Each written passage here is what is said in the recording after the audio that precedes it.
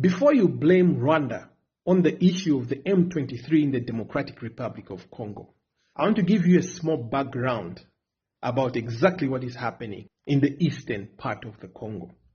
How did it all start? Because all you hear is that Rwanda is supporting M23 rebels. The DRC government is fighting against the M23 rebels to take the eastern region of the Democratic Republic of Congo. That's what you hear in the news every day. I want to tell you exactly what's happening there. Let's go back to where it all started.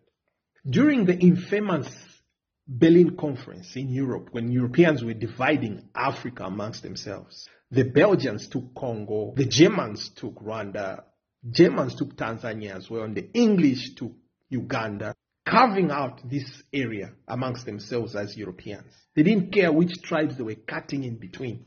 Most tribes in Africa have been cut in between. At the borders of most African countries, you find that the same tribe is found on each side of the border.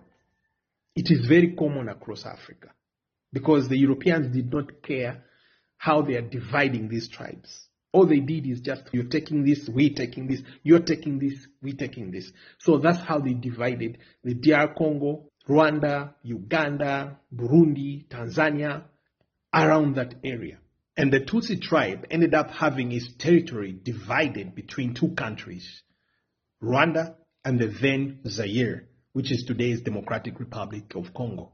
Now, why are the M23 rebels fighting against the Democratic Republic of Congo forces and the United Nations in the eastern part of the Republic of Congo? And who are the M23? The M23 rebels are a rebel group that was formed by the Tutsis themselves to defend their territory, which is the eastern part of the Democratic Republic of Congo. Now, to defend against who?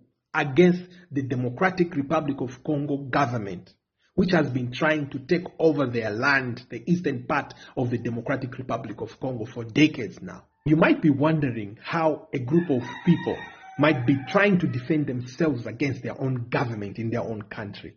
Yes. That's the Democratic Republic of Congo. There is no rule of law. Everybody for himself. If you are weak, you are displaced. And this is what happens. Countries like the United States, China, and Russia have gone to the Democratic Republic of Congo, have chosen territories that they want to take over, and they've armed tribes that live there to fight off some tribes. So weaker tribes are taken over. So every tribe in the Congo DRC has to arm itself to the teeth. Those who have more arms and stronger, they take more territory. Government is in on it. The United States, the EU, they use the United Nations troops as cover for gang warfare that is going on in the DRC. There's no government in the DRC. They call themselves government, yes, because they run things from Kinshasa. But in actual fact, they are a gang that represents the United States, France, and others to loot the DRC. And what do?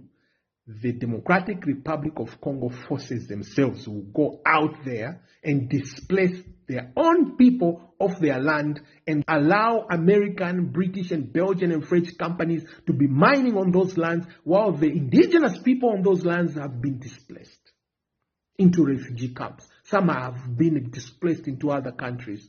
Generations are born outside the Congo because they can't go back. They've been displaced and their lands are being guarded by the gun. Under the watch of the Democratic Republic of Congo government. This is why the Tutsis in the eastern part of the Congo armed themselves, starting with the Banyamulenge, now with the M23. Because if you don't arm yourself in the DRC as a tribe, you are finished, especially if you have rich land like the eastern part of the DRC that belongs to the Tutsis.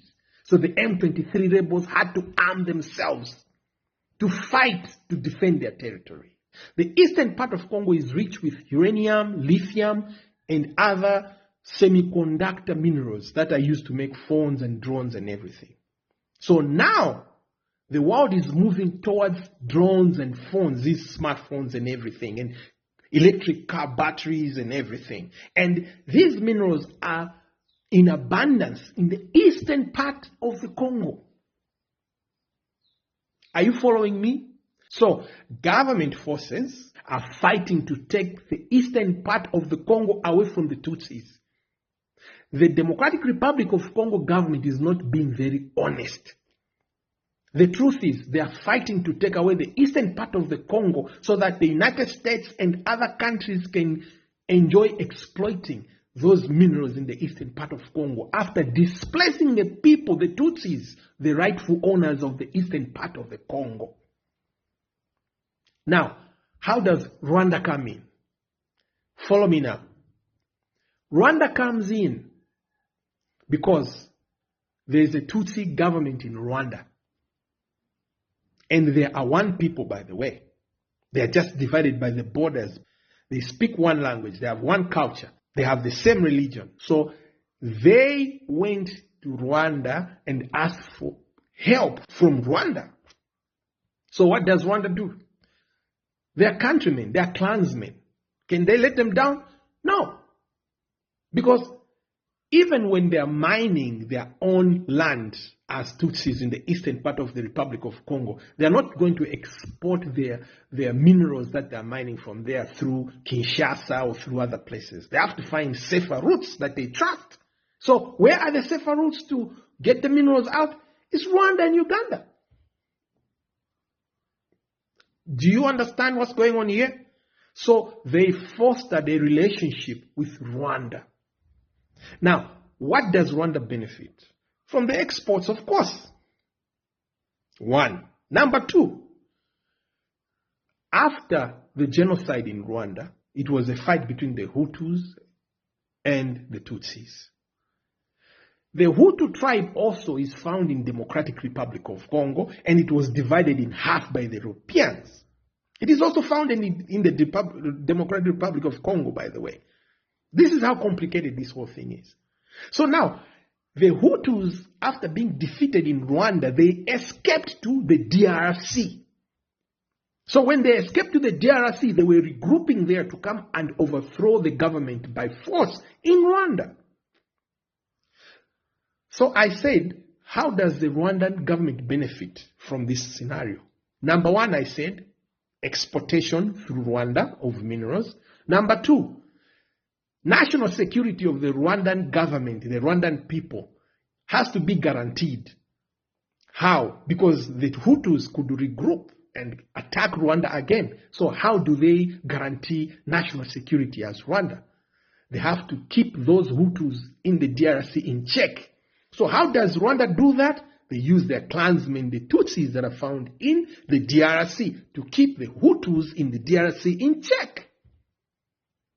Do you see there? So that's the second way that Rwanda is benefiting from the relationship that it has with the Tutsis that are found in the DRC.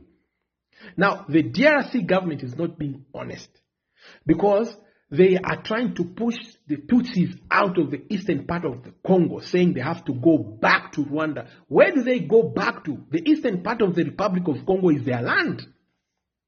It is their land. You cannot expel a people and leave their land.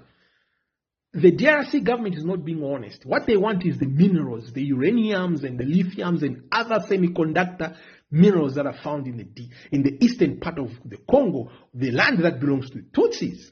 So they want to expel the Tutsis from there to Rwanda. You cannot, because these people is their land. The Europeans just divided it and said, this is Congo, this is Rwanda. So the DRC government, by not being honest on this issue, is complicating things. And the United Nations is coming in an already chaotic situation. But everybody knows the United Nations is the United States. So the United States has interest in the eastern part of the Republic of Congo because it is rich with semiconductors, which are important for nuclear arms production, drones, and all these phones and car batteries and airplanes and everything in the eastern part of the Congo. That's why the war is concentrated on the eastern part of the Congo, because the United States and its allies are fighting to push the Tutsis off their land because their land is rich with minerals that are used in making of semiconductors, drones, and nuclear weapons. This is why they are fighting hard.